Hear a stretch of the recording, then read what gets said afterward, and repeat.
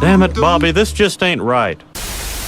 What's good, YouTube? It's your boy Bobby G. We back with another reaction video for you guys. Today we're gonna watch a video on Scottie Pippen, Michael Jordan. They have a sad beef going on. Before we jump into this one, don't forget to give your boy a like on the video, subscribe to the channel, fuck with your boy down in the comments, and yeah, let's see what this video is about. Scottie Pippen versus Michael Jordan, the saddest beef in NBA history. Do you think that Michael Jordan would be as successful without you? No. In 2009, when Michael Jordan entered the Basketball That's just cold hard facts. Hall of Fame, the first person he mentioned and thanked was Scottie Pippen. You never just saw me, saw Scottie Pippen. Next year, it was Michael who presented Scottie to the Hall of Fame. When Pippen worked on ESPN and had to do a LeBron versus Jordan comparison, Pippen said this. And there's no game that I would ever play in and pick LeBron James over Michael Jordan. This was in 2018, when Scottie and Michael's relationship seemed like the happiest marriages. While Jordan was known to be a harsh teammate who bullied players and even punched Steve Kerr in the face, we never heard those kinds of stories about Scottie. And then came the pandemic, and the sporting world stopped. He has just tweeted within the past 2 minutes that the NBA is suspending. Quarantine was a crazy ass time. I think I was door dashing once I had started hearing reports through the radio. The season. Shit was sad, bro. Thanks to Rudy Gobert. Deprived of anything to cheer for, Netflix offered a 10-episode salvation for all sports fans. It was The Last Dance, a long-awaited documentary about the last season of the Bulls dynasty, with behind-the-scenes footage nobody had ever seen before. And when the documentary came out, that's when Scottie's and Michael Jordan's relationship started to change. See, The Last Dance wasn't really a basketball documentary. It was more like basketball was just a means to an end, and where historic NBA events were used to tell a preset narrative. And that narrative was to glorify the cult of Michael Jordan and his place as the basketball GOAT. The Last Dance presented basketball in a way that can be understood by non-basketball fans and casuals. It was directed in a way that puts an individual over a team, which is not surprising, considering that director Jason Hare needed Jordan's approval to make the film, and that Jordan's presence in the film was conditioned by his control over the content. The Last Dance minimized the roles of Jordan's teammates, Damn. So Jordan's over here picking and choosing which pieces of clips to throw in there, huh?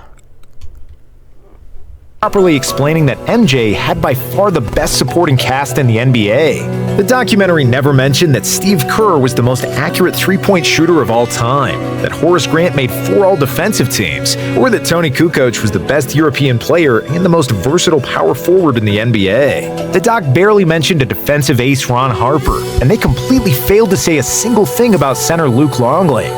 Dennis Rodman got a lot of screen time, but much less as the best rebounder in NBA history, and more of a party animal that Jordan needed to drag by the ears from Carmen Electra's hotel room. But the player who was most hurt... Yeah, I don't... There's no explanation for that on Rodman. With the wedding dress, bro, and the wig, I'm sorry, bro, you just can't go back on that. Heard about the whole thing was Scottie Pippen, and it's not hard to see why. I had a ruptured tendon in my ankle, and I decided to have surgery late because I was like, you know what? I'm not gonna my summer up trying to rehab for a season. Scottie Pippen of the Bulls will be out for 2 to 3 months. What Scottie was trying to do was trying to force management to change his contract. And Jerry wasn't gonna do that. MJ called out Pippen as being selfish for delaying surgery. That season, Jordan was making $33 million, while Scottie was earning just $2.7 million. While the What? episode of the documentary did center around Scottie and his unbelievably Injuries are injuries, bro. You can't do nothing about it. You just gotta respect it, bro. hard road to the NBA. In the end, the focus of the narrative quickly returned to MJ. And despite being so Jordan-centric, The Last Dance was a successful project because it achieved 3 goals. It managed to entertain and occupy the sports world in the biggest absence of sports since the 1860s. It served as a nostalgia for the people who lived through the Bulls dynasty, and it revitalized the interest in Jordan among the younger generations. If we look at the doc as an entertaining story for the masses, The Last Dance absolutely killed and knocked it out of the park. But in terms of explaining basketball nuances and strengthening relationships between the Bulls players, The Last Dance backfired completely. In May 2020, after the last episode aired, Jordan sent a rare text to Scottie Pippen. "What's up, dude? Getting a word that you're upset with me. Love to talk about it if you have time." Pippen did call him back and explained his displeasure with how the rest of the Bulls were portrayed. When asked about it, Scottie backtracked a little bit. "This documentary has not changed our relationship. We will be friends forever. I told Michael I wasn't too pleased with The Last Dance. He accepted it. He said, 'Hey, you're right.' That was pretty much it. But it wasn't it, and this comment aged badly." Hey, that's cold, bro. That's a cold response, MJ. But when you the top dog, bro, you can say shit like that. Really quickly. In 2021, Pippen started to unravel his feelings about Jordan, issuing a series of comments during the promotion of his autobiography titled Unguarded. Scottie told a story about how Jordan used to cheat him out of $100 during each Bulls game by bribing the staff to tell him who was going to win Jumbotron races. During a GQ interview, Pip accused Jordan of being selfish for leaving the Bulls to pursue a baseball career. What did you think when he said he was going to go play baseball? Yeah, it was a big decision, but it was a selfish decision, but it was kind of who Michael Jordan was. Implying that he spent too much time grieving the death of his father. Scottie also downplayed Jordan. I don't like when niggas get like that, bro. When you start hating on niggas for trying to do their thing or trying to reroute, because yeah, everybody's always in different times of their lives, bro. That's hating. Niggas is salty at that point. Jordan's flu game, saying that he didn't receive any praise for playing the 1998 finals with a herniated disc. But the biggest criticism about Jordan the player was when Pippen said that the Bulls didn't win 6 rings because of MJ, and that they did it in spite of him. Seeing again how poorly Michael treated his teammates, I cringed, as I did back then. We didn't win 6 championships because he was tough with the guys. We won in spite of his bullying. We won because we played team basketball, which hadn't been the case my first 2 seasons when Doug Collins was our coach. In his book, Scottie also changed his perspective on the LeBron versus Jordan debate. I may go as far as to say Mike ruined basketball. In the 80s on the playgrounds, you'd have everyone moving the ball around, passing to help the team. That stopped in the 90s. Kids wanted to be like Mike, and Mike didn't want to pass, didn't want to rebound, or defend the best player. He wanted everything done for him.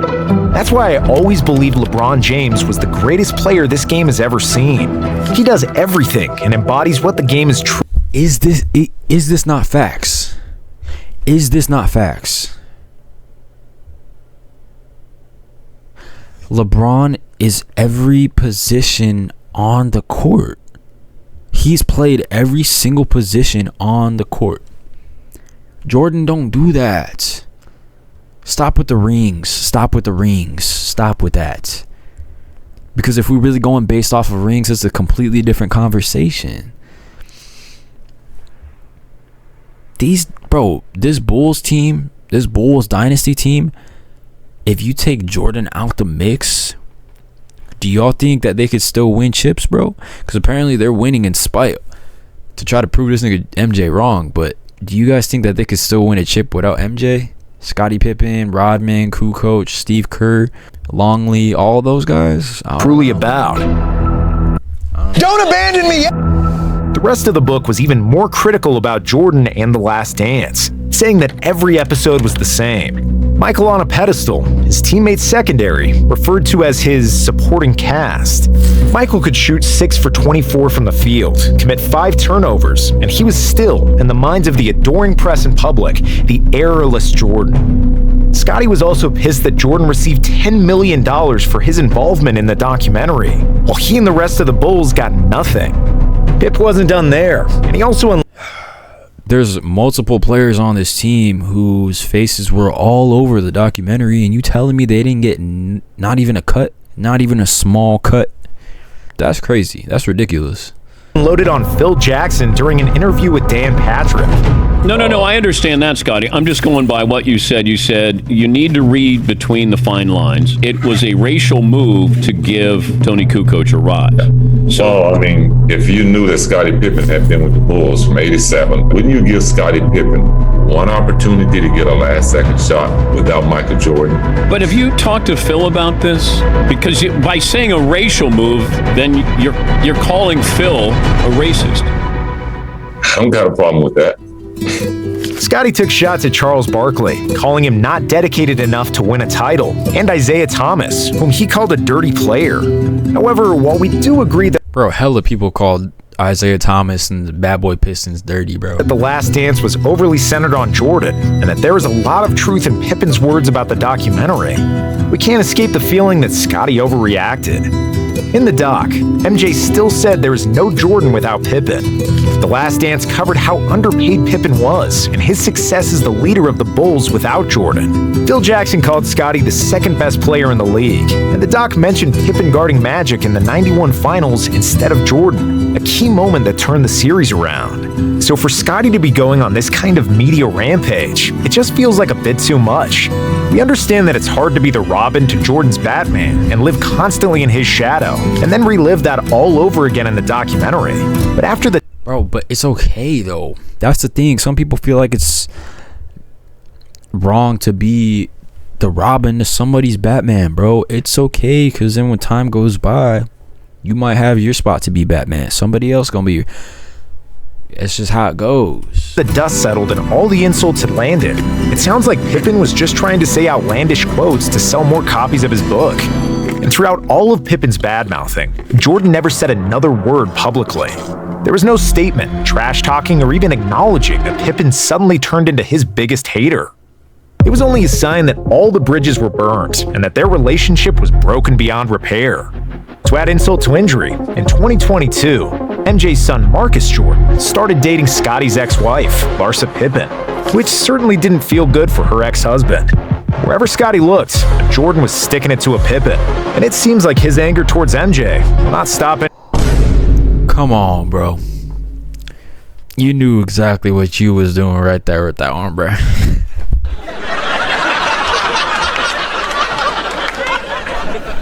Bro, you knew exactly what you was doing right with that one, bro. You not slick. You not slick. Larsa Pippen, which certainly didn't feel good for her ex-husband. Wherever Scotty looked, Jordan was sticking it to a Pippen, and it seems like his anger towards MJ will not stop anytime soon. Sheesh. Bro, that video was starting to get more and more amped up as it was going. But let me know down below what you guys thought of that one. What do you guys think of this whole MJ Pippen situation? Is MJ being a fucking ball hog, or is Pippen just bugging?